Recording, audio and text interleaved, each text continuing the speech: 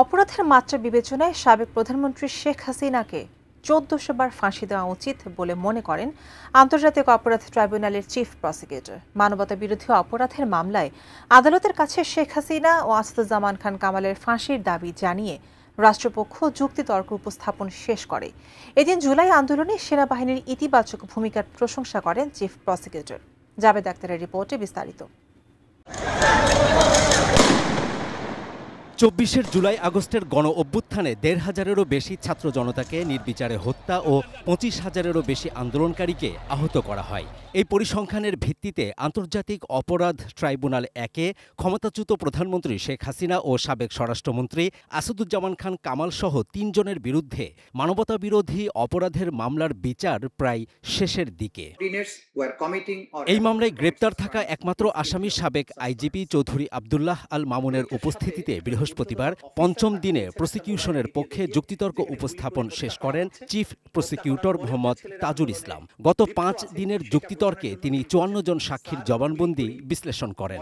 Documents হিসেবে বিভিন্ন audio, video এবং বুলেট দেখান আদালতকে।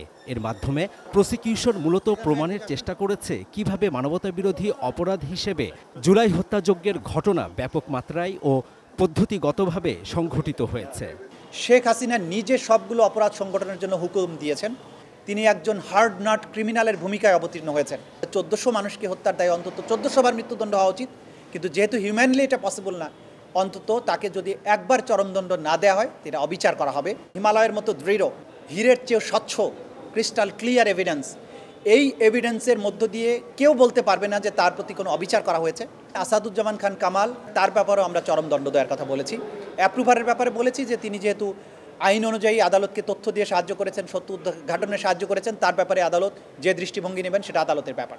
৩রা আগস্টের পরে সেনাবাহিনী এই ছাত্র জনতার মাঝখানে এসে দাঁড়ান এবং তারা এদেরকে সেভ করার চেষ্টা করে। বিচ্ছিন্ন বিক্ষিপ্তভাবে হয়তো কোনো ঘটনা ঘটেছে, কিন্তু অ্যাজ এ ফোর্স তারা একটা বিরাট ভূমিকা পালন করেছেন। যারা শহীদ হয়েছেন তারা হয়তো কেউ পরিবারের সবচাইতে ব্রাইট, তারা পরিবারের আলোর প্রদীপ ছিলেন। আসামিদের সম্পদ থেকে সম্পদ নিয়ে তাদের ক্ষতিপূরণ দেওয়া উচিত। ডিজাইন, এলিগেন্স, বিউটি, সেরা পণ্য সবার জন্য জেভিকো। সোমবার শেখ হাসিনা ও আসাদুজ্জামান খান কামালের পক্ষে রাষ্ট্রনিযুক্ত আইনজীবী আমির হোসেন যুক্তিতর্ক উপস্থাপন শুরু করবেন।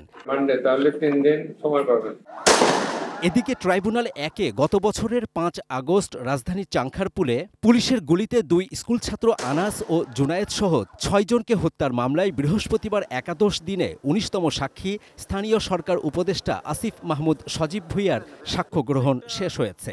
প্রত্যেকটা ভিকটিমের জন্য যদি আপনি একবার করে বিচার করতে যান তাহলে এই বিচার হয়তো কিয়ামত পর্যন্ত শেষ হবে না। শেখ হাসিনা এবং যারা এর সাথে আরও যারা জড়িত ছিলেন সকলের দৃষ্টান্তমূলক শাস্তি চেয়েছি এবং আশা করি এই দৃষ্টান্তমূলক শাস্তি নিশ্চিত হবে। জুলাই আন্দোলনে সারা দেশে ছাত্র জনতার পাশাপাশি পুলিশের হতাহতের বিষয়ে আসামিপক্ষের আইনজীবীর প্রশ্নে আসিফ বলেন, এ বিষয়ে তার ধারণা নেই।